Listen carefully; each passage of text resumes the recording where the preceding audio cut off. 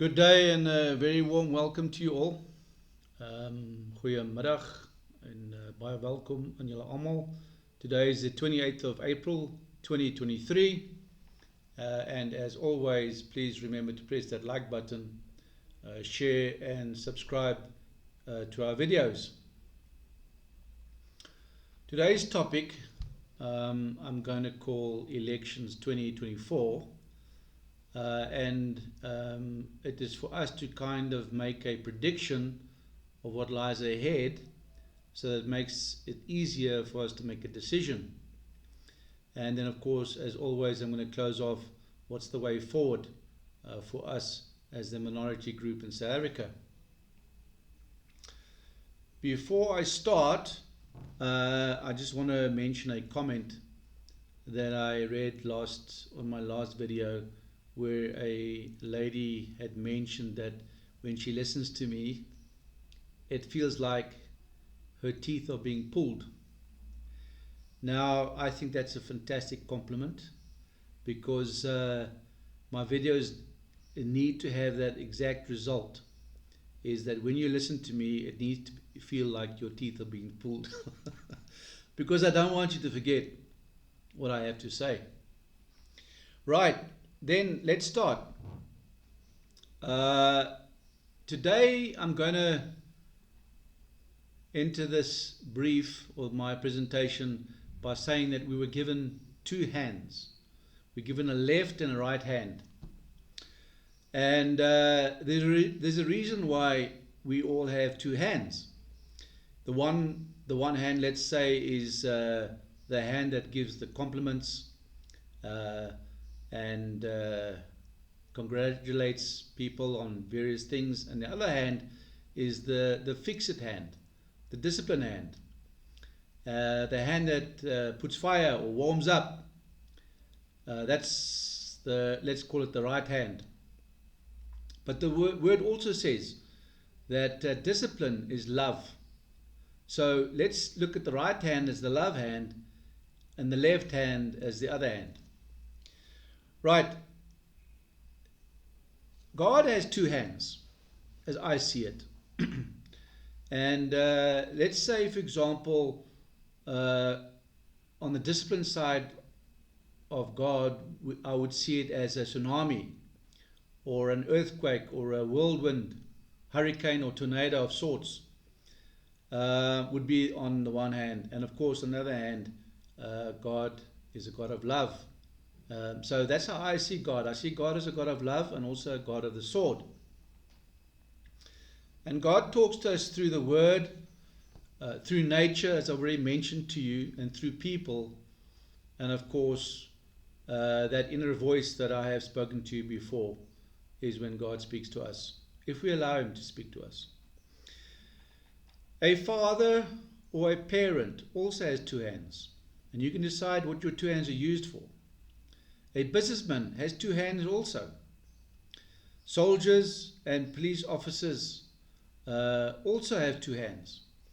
The one hand, obviously, a soldier has to obey orders, or the police officers have to obey orders. And orders are something you don't negotiate. It's done. It's an instruction. It's not a request for whatever needs to be done. That's how soldiers and policemen work. But of course, with the other hand, soldiers and policemen also have to act according to the oath and code of conduct that they undertook to look after their people and their businesses. Now, what I want you to do, because I like the interaction, and I must say I really enjoy your comments, because I can gauge the situation between myself and yourselves out there, and it also helps to make decisions of what lies ahead, and obviously it makes us comfortable that our approach to making a decision is correct. So I want you yourself to get a pen and paper and to draw three columns for me. A left column, a middle column, and a right column, whereby you then will jot down what you need to jot down, and obviously put it in the comments column for me during the course of my presentation. Right, so I am looking at the elections of 2024 and I've created two scenarios. In the left column would be your left political parties, and in the right column, the right political parties, coalitions to the right and coalitions to the left, and in the middle column, I want us to put the majority. Who do you think will get the majority? So those are the three scenarios that I've sketched. And then, of course, before I start with this, I want us to first look at two aspects: the poll survey that was taken in March of this year, and then a little bit of history of how political parties get into power. Right, so if we look at the poll results that were taken in March of this year, 2023, we see here the poll shows the EFF and the DA losing support and the ANC gaining support. This is according to the Bloomberg article 28th of March 2023. Let's just have a look here quickly. It says the survey conducted before a national shutdown. This was the national shutdown by the EFF, called by the EFF on the 20th of March, showed the party would win 6% backing, assuming a 66% election turnout. All right, now if we look at that compared with the 12% in July, similar to what it won in the 2019 national election. We'll come to those results now. The ruling African National Congress would garner 52% support, while the biggest opposition party, the Democratic Alliance, would get 24%. The poll canvassed the views of over 1,500 registered voters across the range of all age groups, races and religions. So let's see what it says here. If we look at the support in July of 2022, the ANC had 50%, and March of this year, 52%. So it went up with 2%. The DA dropped by 1% from 25 to 24. The EFF from last year 12% to 6%. The EFF went up with 3%, and the Freedom Front Plus went up with 1%. I'm not sure about these results, how accurate they are. Give me your views on that. This was the polls taken in March this year. Right, let's look at the history of how these political parties got into power. And I'm going to start off with Zimbabwe. Zimbabwe being our neighboring state. Did they get to power through votes, or did they get to power through the barrel of the gun? I say they got into power through the barrel of the gun, intimidation and rigging votes. That's how the Zimbabwean government got into power, the ZANU-PF. Right, let's look at our situation in South Africa. Scenario 1. This is now the middle column where I want you to make your notes. Who do you think will get the majority vote? That's in your middle column. Now, the ANC had a 50% with a 2% growth. So if they get a 51% vote plus, they are obviously the majority. So I would put them in the middle column for the time being, and I'll tell you why. If I look at the history of the ANC, they were militant, along with the political will to take the country back in the day, and of course coming to power in 1994. Now, if I look at the leadership of the ANC, nothing has changed. If you look at all the leadership, corruption is the order of the day. They look after themselves, and I do not see the ANC handing over power to any other party. They may go into coalition temporarily, but I can't see the ANC giving over power. And if the ANC are able to take the money from the state-owned enterprises, and they're able to rule and manage and control the judiciary of this country, the ANC are also able to rig the elections that's coming up. They are definitely not going to give over the power. They're going to be in the seat, the middle seat.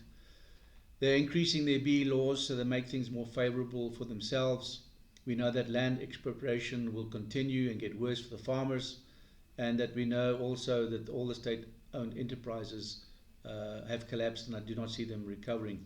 And obviously the way out is to privatize them, and also the elite, the political elite, will get the chance to run those state-owned enterprises. But basically, as I see it, is that if the ANC are able to block the investigation on the corruption of Eskom, they're able to do anything. Even rig and cook the elections that's coming up in the 2024 year, next year. Obviously with grants, I see the grants increasing so they can gain the people's favor, specifically in the rural areas.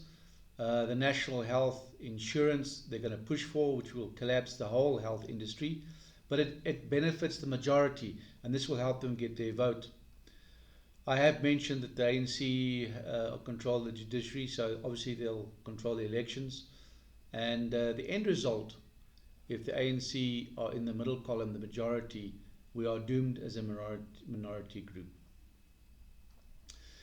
In the middle column, what's the possibility that the EFF, with their recruitment plan to get 1 million members, can have a majority vote in 2024? Looking at the EFF, they are militant. Now remember what I said to you about Zimbabwe, how the Red Berets assisted Robert Mugabe in getting to power.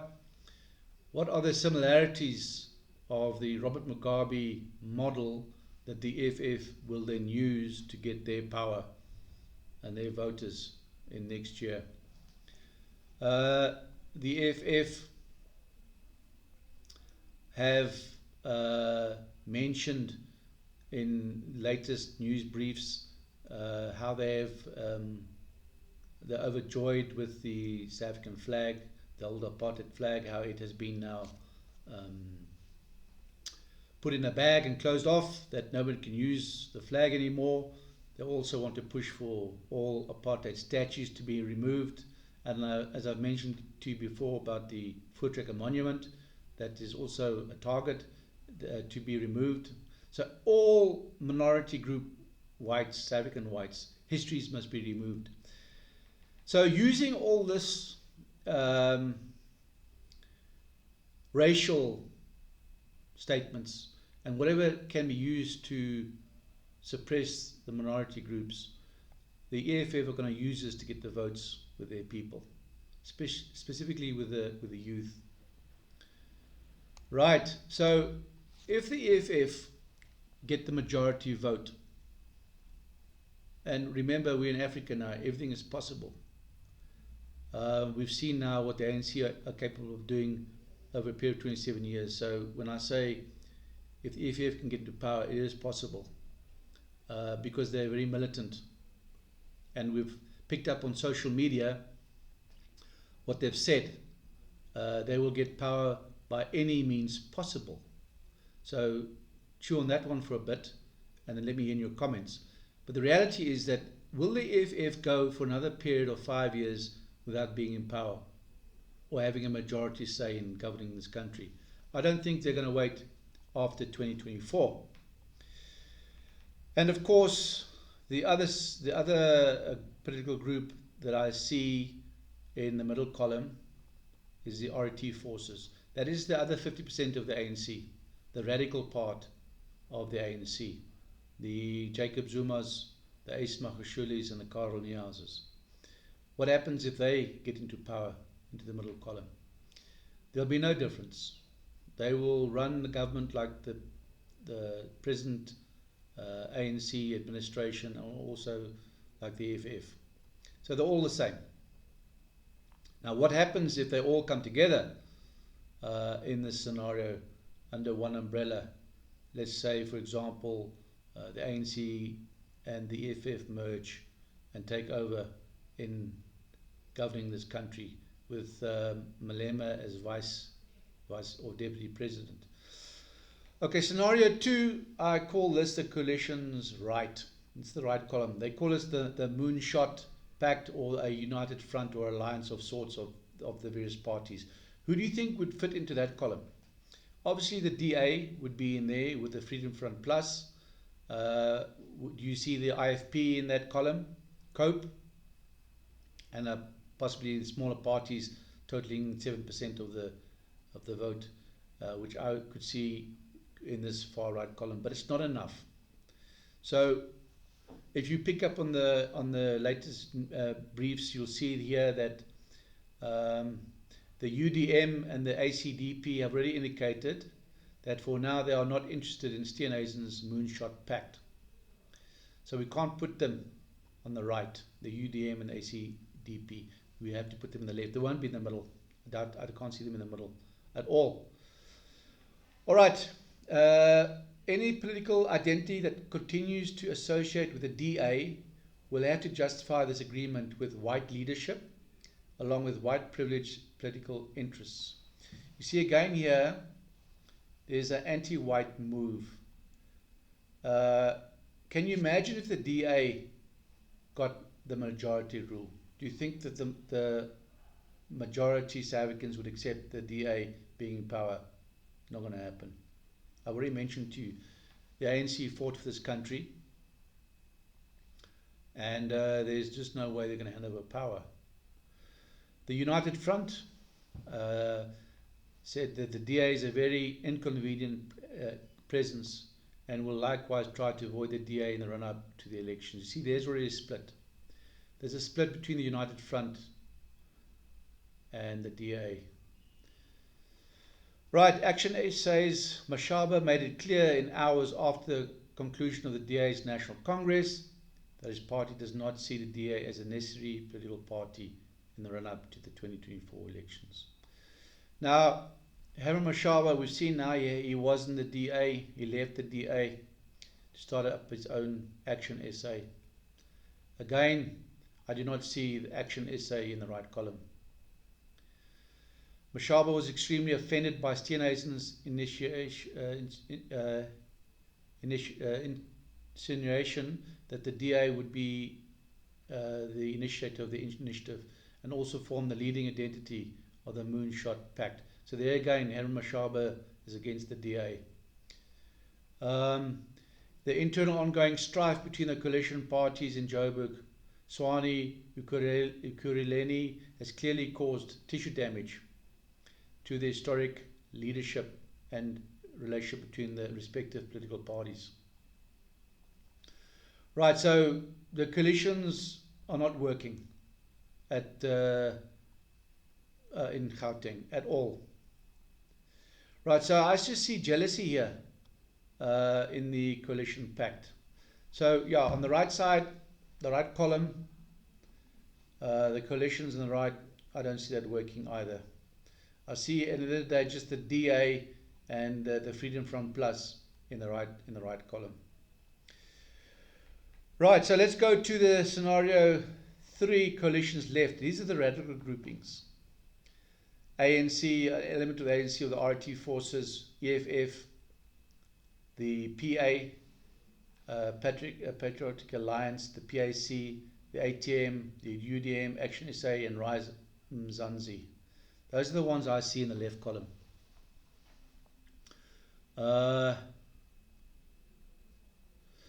Right, again I see state grants having influence on that side. So let's conclude now. Of those 3 columns that we've made, the middle column being the majority, we see the ANC still in power. They will do what they have to do to keep that power. The far right column I don't see having any impact at all going forward, and the far left column with the radical coalition groups, the EFF and the others, I see having a stronger position than the far right. So where does it leave us? We know that going forward there's no peace.